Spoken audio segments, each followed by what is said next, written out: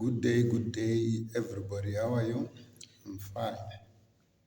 Mr. Taboma Upa again on security training. Today I'm going to present Grade C, Module 2, titled Protection of Information. Right. This module is very, very delicate and sensitive because if we look at the protection of information, it ranges from things like these hard copies. It can be USBs, it can be any other type of removable disk where there is information. It has to be protected if that information is linked to any company, or it can be detrimental to any company operations or to the company stature. This module was created from the definition of security. Just want to take you back a little bit so that you can relate to where we are now. If you remember at grade E, after the introduction of my channel, I actually went on to give you the definition of security. I insisted because the definition actually says a lot about the subject matter of the content that is in the security studies. Right. Let me just repeat the definition again. Then we will all see the attachment of the module 2 in grade C, which is called protection of information. They say the definition of security is security can be defined as any situation that exists as a result of the establishment of measures for the protection of information, number one, property, number two, and personnel, which means the people, against hostile persons, influences, and actions. That is the definition of security. Right. You hear it is a situation that exists as a result of the establishment of measures for the protection of, number one, information. Let's leave the definition of security. I'm sure you can now see where all this is going. Then we went into grade E. Grade E, module 4, which is titled The Role and Function of Security. Information also comes in there. When there is open saying, the security function has been divided into 3 categories. Number one, security of information. Number two, security of material, assets and equipment, which is still property. Number three, security of personnel. Those are the categories of the security function, which it has been divided into. Number one, security of information. There is information also appearing there. Right. That's the opening. After the opening, then we go to the aims of security. Still under module 4, grade E, the role and function of security. We go into the aims of security. Number one, sabotage must not take place. Number two, terrorist action must not succeed. 3, propaganda action of the enemy, subversion, it must also not succeed. Number 4, classified information must not fall into the wrong hands. That is aim number 4. Number 5, prevent enemy action from breaking through the security system. Number 6, facilitate investigation through the police. Number 7, make all concerned security cautious. So we're going to focus on aim number 4, which says classified information must not fall into the wrong hands. This is what brings us now to module 2, grade C. Information, it's a very, very complex issue because it can make or destroy a company. All these companies you see running on a day-to-day basis, they are based on information that they have, which enables the company to continue with operations. So information can actually make a company and can actually break a company down to liquidation if information is not well protected and well taken care of. Right. The protection of information, I just want to give you examples, typical examples. I think I'm going to give you two typical examples of how essential information is on the day-to-day running of a company. I take the first instance, Coca-Cola, soda. Is there any drink that tastes like Coca-Cola? No, it's not there. You can travel all over the world. You can't get a drink which tastes exactly like Coca-Cola with falling under another brand or another name. Because the secret soda has been protected since day one. That is the power of protection of information. That soda, nobody knows about it. I think it was only two guys, the founders, who knew the the the the secret soda, and nobody else. They never gave out that information. That is where the success of Coca-Cola stems from. That's why even if it's Sprite or it's all the other products which are produced by Amalgamated Beverages Association, which is Coca-Cola, still they use the logo, which is red in color, and then the words Coca-Cola are written. Even their cases, the crates where they put the Coke, they are all red. It can be stony inside, it can be raspberry, strawberry, whatever, any drink from Coca-Cola, but still the crates have got the brand, which is red in color, and then it's written Coca-Cola in white. That is the power of classified information. It built Coca-Cola from day one until today. I'm not sure how many decades. I never researched about it, but it has been there because of that secret soda. That's the first example. I give you example number two, KFC. You know how nice it is. I mean, KFC fried chicken, they call it Kentucky fried chicken. That old man, he started the business, I think around in his 60s, somewhere there. He discovered a secret spice, which is the one he's using for KFC chicken. Right. It's actually mouth-watering. Right. That secret spice is guaranteed the success of KFC for decades now, because nobody knows that secret spice. Even the workers who work inside KFC, they don't know the secret spice. They work with it every day. It comes prepared, fully done. Nothing is going to be added. Nothing is going to be subtracted. That is the power of that secret spice. That is the power of KFC. That's the power of the protection of information. Because can you imagine if you had told these workers when they train them how to make that chicken, then you say, I mixed this and this. The people will no more be working there. They just go and do the mixture at home and then start opening their own KFCs, going just like that. That's the power of protected information. Right. I've given you two examples. I think now the ice is broken. You know now what I'm talking about. Right. Information as it may be, it can be damaged, or it can be destroyed, or it can be stolen, or it can end up in the wrong hands. Right. Before I go into the factors detrimental to classified information or the things that can jeopardize information, let me start with the aim of this model.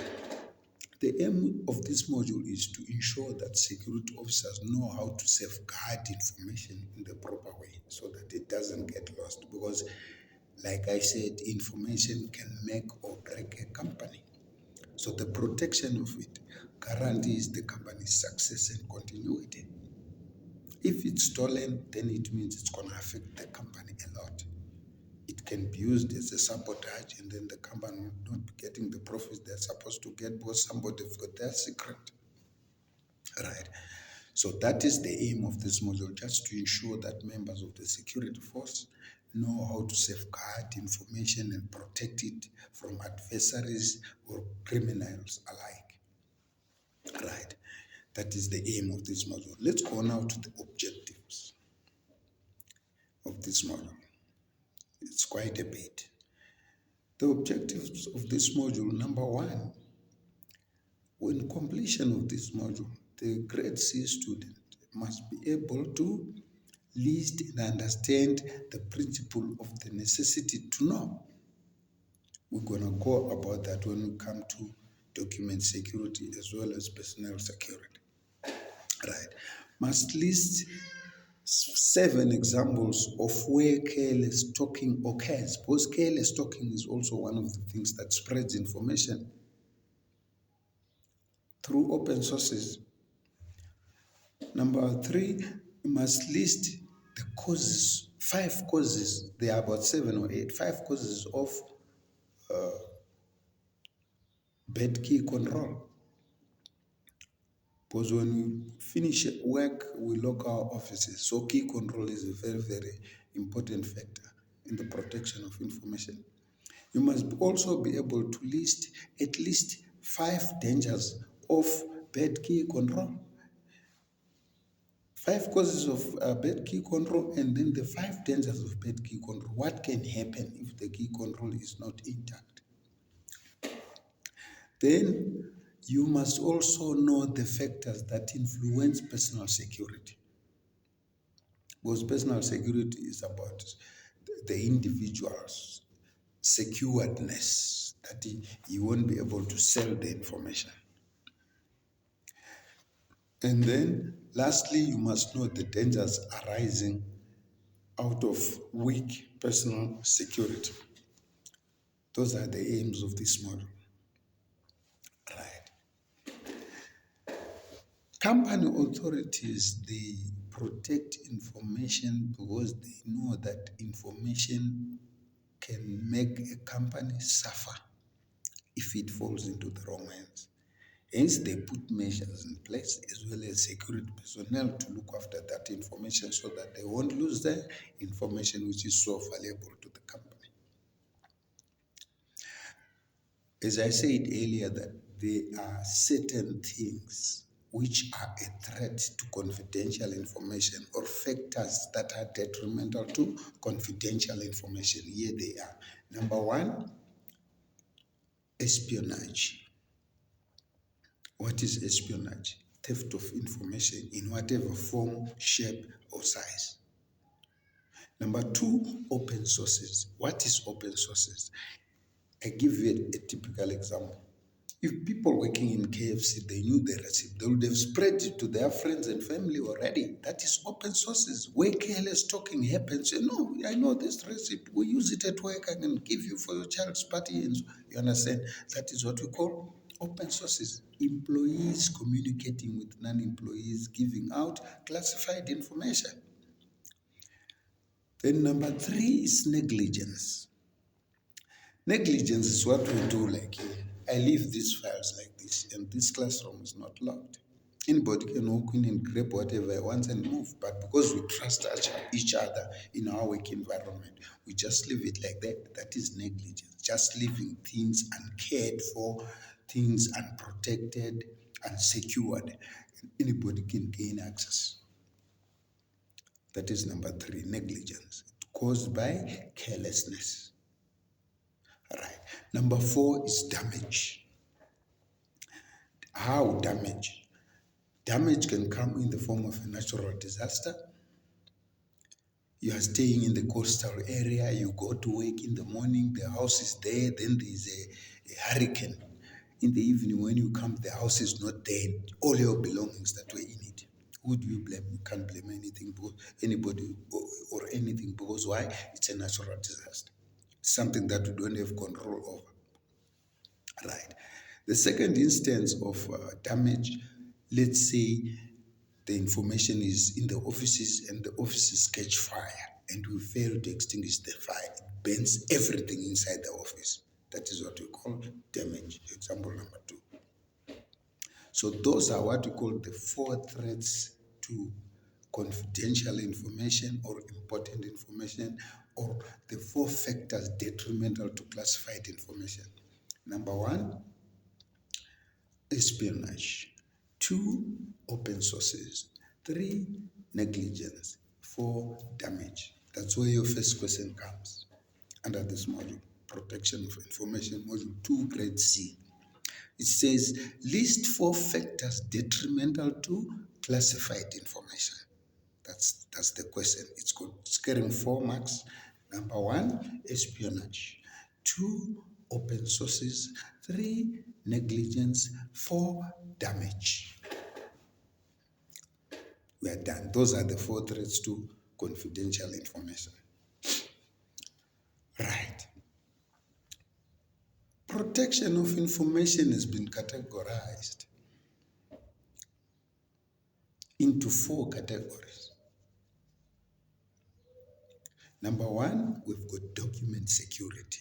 What are documents? All this. It can be stored in a USB or any removable disk or saved into the system. We're talking about files.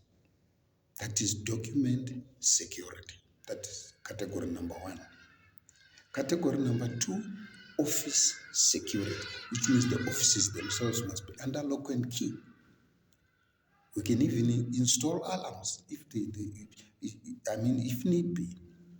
We can also put lighting, we put guards, we put dogs, because we want to protect the information that is inside the offices. So that is category number 2, office security. Category number 3,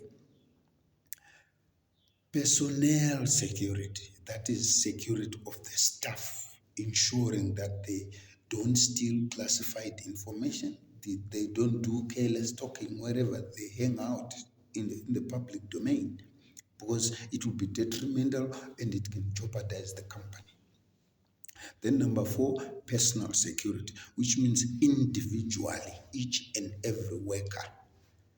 We must also make sure that that person is secured. He won't be tempted to sell out the information that we so value. Those are the categories of information protection. There is your question 2. It comes saying also for 4 marks. List 4 categories of information protection. Number 1, document security. 2, office security. 3, personnel security. 4, personal security. All right. Let's go now to the principles of handling documents. Document handling is very complicated, because even copies you are not allowed to make randomly. We must know who gave permission and date he gave permission, number of copies to be made, the reasons why those copies are made, as well as the destruction of the documents when it's done with whatever purpose they wanted it to serve. Right. So document security, it's very sensitive to such an extent that it's got principles that have been laid down, which must be followed by people who are working with classified information or sensitive material in terms of information.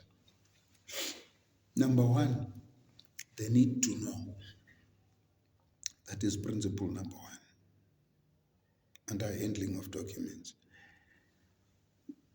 Does that person have the authority or permission to know the contents of those documents? Is he using that to perform his tasks efficiently before the documents can be given to that person? There must be the need to know principle. I give you, for example, my work. I work with documents. The documents I work with are work related. So I have the need to know, so that even now as I'm doing the videos, I'm not looking in the book because I've been reading on my own, you understand, making research before I actually present. So that is the need to know. Anybody who doesn't have any need to know the documents must not have any knowledge about the documents. Then principle number 2, the need to keep. Nobody is allowed to keep documents longer than is necessary. Sometimes you only keep it at work. When you go home, you leave everything on your desk or in your filing cabinet. Right? That's the need to keep. Number 3, the need to access, that is possession. You have access and then you actually possess it. It stays with you because you need it time and again. Number 4, the need to discuss. It's not permitted to discuss contents of a classified nature. Even to your family and friends and relatives, you don't discuss such things if you are a security hired for the protection of information. So we've got 4 principles under document handling. Number 1, the need to know. Number 2, the need to keep. Number 3, the need to access or possession. Number 4, the need to discuss. There is your third question. List 4 principles of document handling. Number 1, the need to know. Number 2, the need to keep. Number 3, the need to access or possession. Number 4, the need to discuss. All right. Let's come now to places where careless talking can occur. You remember the objective, they said you must be able to list 7 places where careless talking can occur. Careless talking can occur in the following places. Number 1, it can occur at train station on the platform because you take long before the train comes and you start talking nonsense.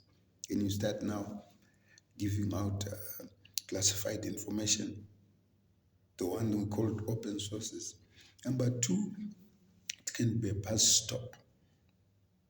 Usually people talk about a lot of things waiting for the bus. 3, it can be a party, a kids' party or adults' party. People talk a lot of things during those events. Number 4, it can be a club or a restaurant. 5, it can be a shebeen in the location there, right? Public meeting. So those are the places that you can find careless talking occurring there because people are intermingling with each other, they are socializing, and then at the end of the day, boom, the subject matter from the work pops up, and then that's where you get even people who want the information and they trick you to tell them more and more, and you're actually selling out the company. You have given out the classified information. That's why even cash in transit cars are robbed because some people talk and then crooks follow up and then they end up creating an operation. Right. So those are the places where careless talking can occur. The question says list 5 places where careless talking can occur. Train stations, bus stops, malls, restaurants, bins, parties, hotels, public meetings, you just list any 5 out of them. All right. Still under care and handling of documents, we still dealing with document security.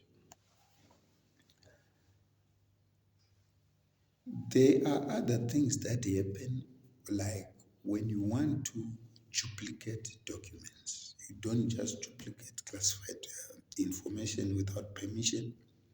The manager or the head official who controls the information must know. Such an extent that when you duplicate documents, you must give them the who gave the order, who told you to duplicate the documents, how many copies were made, and then what date was it, and then the reason for the copies, and the grading step must also be there. Right. Then now we come to the receiving and dispatching of documents. Classified documents coming into the company and classified documents going out of the company. There must be a register for such documents. When you receive, you actually put it down to say, I received such documents on such a date. There is a register for such classified documents. Both in and outgoing, incoming and outgoing, there is a register.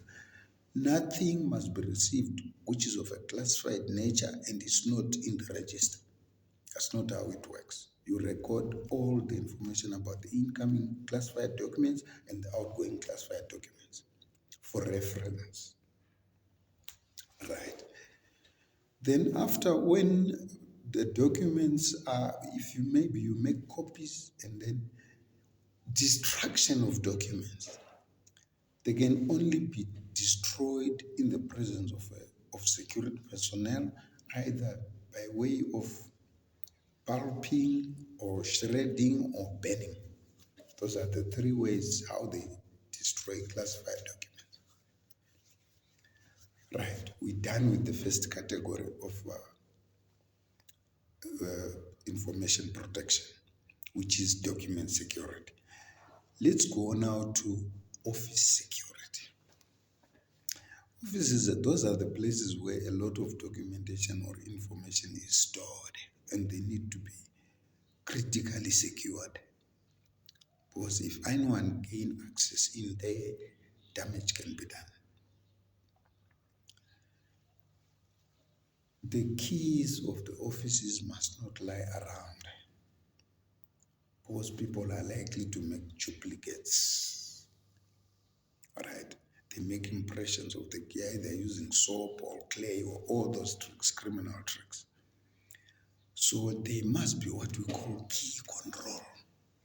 Usually in companies that are like matured, they've got keys, they've got a key register, and there's someone responsible for the keys. Usually it's a security officer.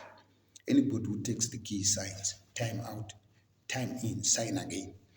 That is what we call key control. But if you go to some other amateur companies, you find there is a rack near the door. The keys are written, kitchen, storeroom, what. That's where now access of the keys can end up into the wrong hands, because there is no control. So key control is very, very important, so that we lock our documents safely in the offices or in safes or strong rooms. Right. About key control, as it is named, do not give keys to the cleaners or contractors. No, never do that, because you never know, they can be working with the adversary. Keys must only be kept by the responsible people for that department or for that office. Right. We've got what we call causes of bad key control. What causes bad key control? Right. Number one, we've got poor supervision. If the supervisor is not top-notch, then he won't know what is happening with the keys. Number two, laziness on the part of the user. Number three, the supposition that I've been working in this office for 20 years, there's nothing important here, nothing is going to get lost. That attitude, it's like a presupposition. You leave negligently the office open, and information end up in the wrong hands because they've got access. All right. Then we've got failure to follow or to adhere to security regulations. It's also a cause of bad key control. All right. And then we've got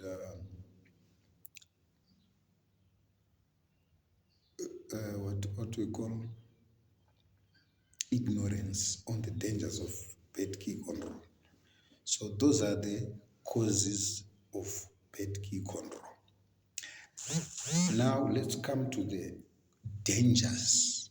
If those causes are happening in an environment or at work, then these are the dangers that can occur. Number one,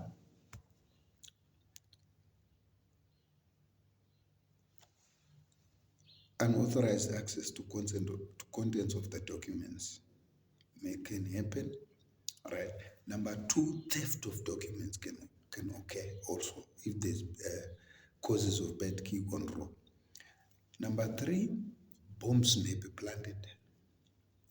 Number four, bugging devices may be planted under the tables, or they bug the telephone line or the intercom so that they can listen to whatever information you are talking about over the phone or intercom or in the office. All right? Then we've got tampering with firefighting equipment, so that if they damage the firefighting equipment, they can commit arson, and then you won't be able to put out the fire. And then number six, it's arson itself can also take place. Number seven, contents of documents may be photographed. These days, there's no need of taking this whole book. I just take my phone, wow. Take photographs of them. I've got access where I must not have access, and I need that information. Number eight, information may be compromised because people have got access. Those are what we call the dangers of bad key control. Number one, unauthorized access to contents of documents. Two, theft of documents. Three, documents may be photographed. Four, bombs may be planted. Five, bugging devices may be planted. Six, tampering with firefighting equipment. Seven, arson. Eight, sabotage. Nine, information can be compromised. Those are what we call the dangers of a bad key control. There is your fourth question. It says list 5 dangers of bad key control. Then you go 1, unauthorized access to contents of documents. 2,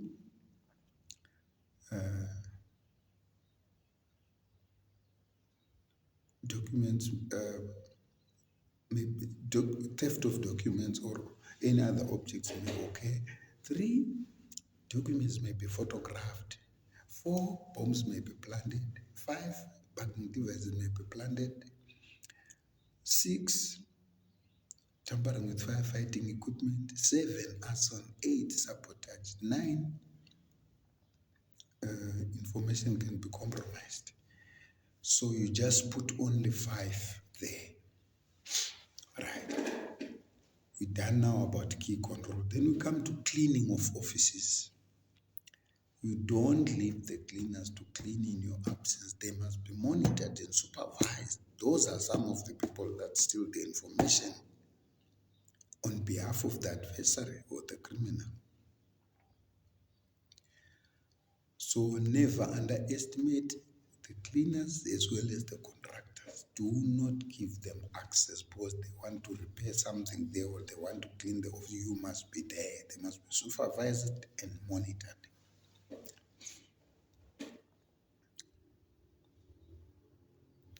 Right, then we come now to the third part, which is personnel security. Office security, we are done. The third category, which is personnel security. This is now most of the influence to steal information is among the workers. The adversary which is the enemy or the criminal, uses some methods such as creating dissatisfaction among employees, creating suspicion, trying to gain sympathy of the employees, like what he's doing is right, trying to create confusion and dissatisfaction among employees so that they can go against their employer or their department or their company. All these are the ways of the adversary trying to turn the loyal employees against their boss because they are after the information which the boss have so that they can jeopardize the entity. All right. From the employees, that is where you find open sources. They know things and then they go and tell their friends tell their friends until everybody knows about it and then the company is jeopardized. That's where we also have a principle called the necessity to know and the necessity to keep. You remember when we were talking document security, we were talking about the need to know and the need to access. So here is the necessity to know and the necessity to keep information, which simply means the same thing with the need to know and the need to keep. How does a person, is it necessary for a person to know certain information in order to continue carrying out his tasks? That's the first question you have to ask before somebody can actually get the information. The necessity to know and the necessity to keep. Is he supposed to keep the information because it's helping him in his day-to-day functions of his tasks?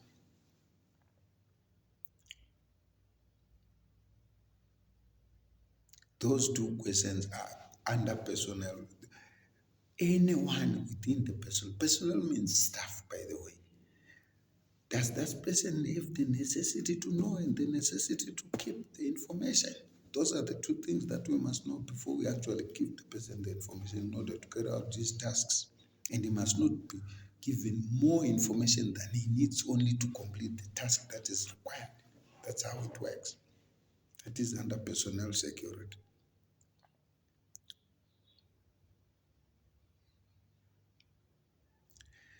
Then now, still under personal security, I've told you the necessity to know and the necessity to keep, right? And then anybody who is working with classified information need to be security cleared. That is the test for security now. You need to be security cleared before you work with classified information. What is security clearance? Those things that we do, go to the police station, take fingerprints, bring a police clearance, then we also check online if you have got criminal records and so on, so that we can hire you in that position with confidence, knowing that this person has got a good track record. He doesn't have any criminality. So he's not likely to, you understand? So the test for security under protection of information is any person who will be employed to work with classified information must be security cleared before he's actually hired.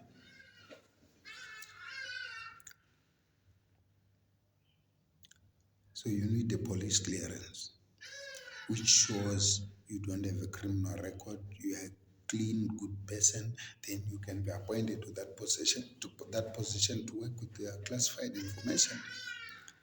That's why sometimes when they need a security officer, they actually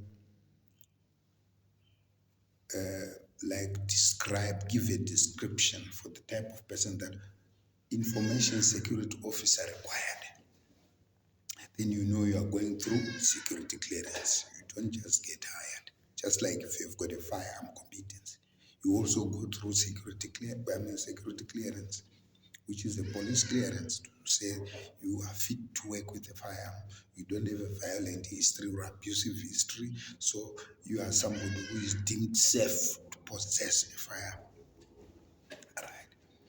That is the test for security. Anybody who is going to be working with classified information must be security cleared first before they actually hire that person. Then offices and conference centers. You know the saying that they say, walls have ears. Do not always shout when you are talking about classified information.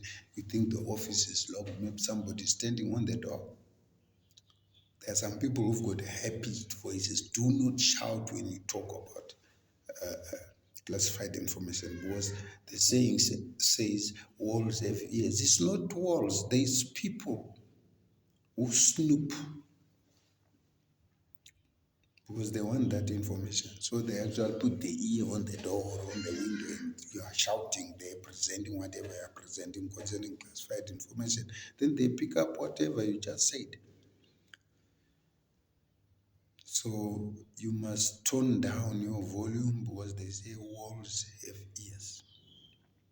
Then lastly, trust. The principle of security has been there from day one. Never trust anybody, even your family.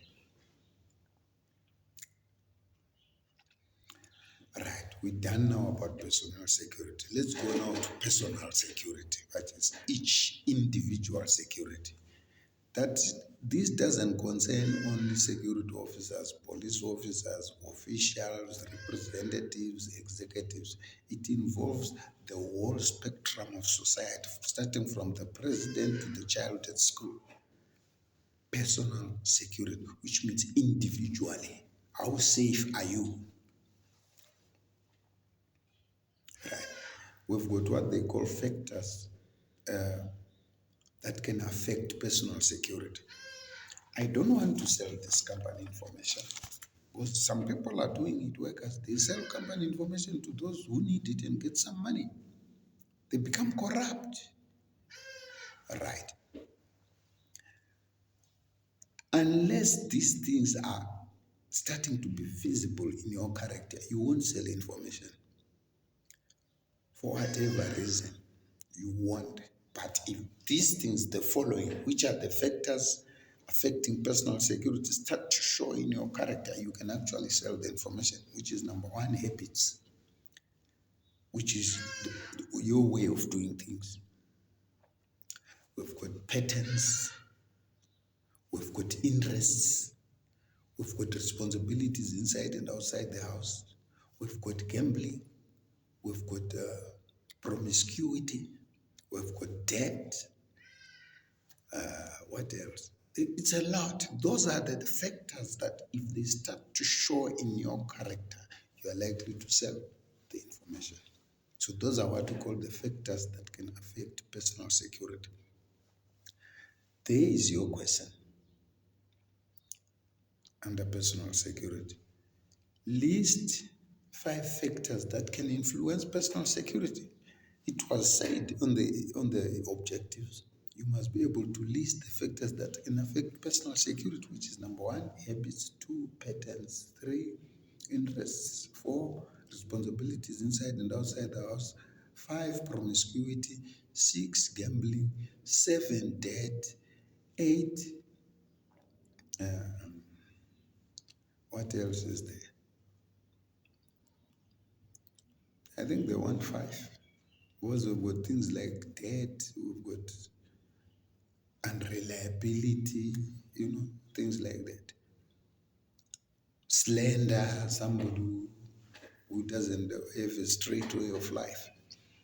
Those are the things that we call the factors that affect personal security. Right. Under personal security, this is what happens. The adversary or the enemy, he can come out with tricks. He can bribe you. Okay, before that, let's go to aspects that require special attention. After you have those factors that affect your personal security, then you start to have weaknesses. Right. So, what can cause the weaknesses? Those are the aspects requiring special attention. We've got things like friends, contacts, confidence, curiosity, inferiority, superiority,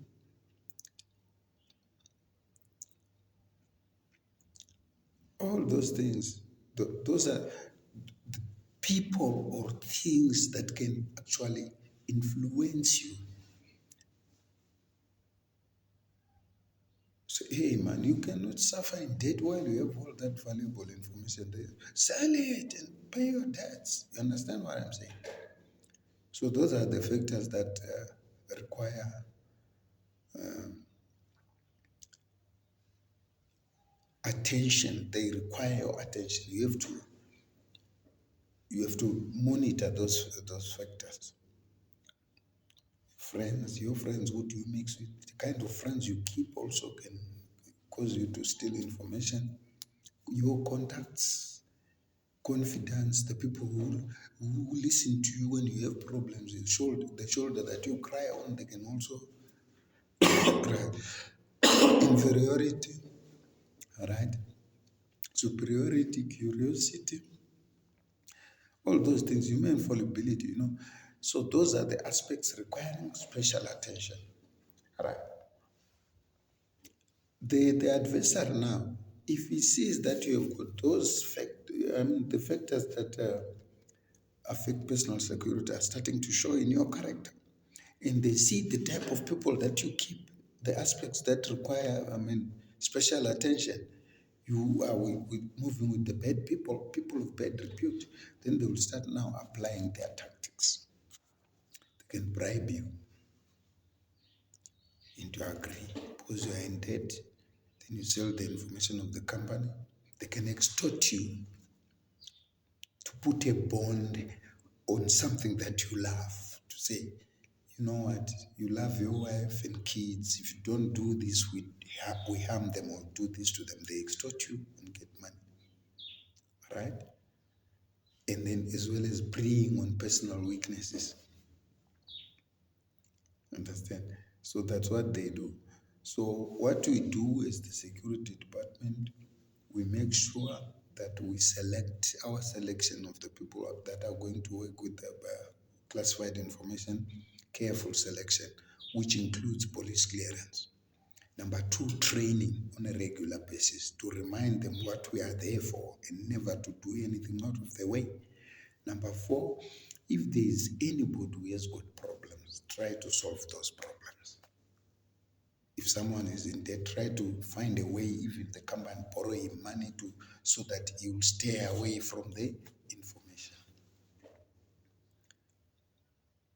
And then our supervision must be top-notch on a daily basis. We must know exactly what is happening individually amongst all the workers that we have. I think we have learned a lot in this module about protection of information. It is now up to us as the security personnel.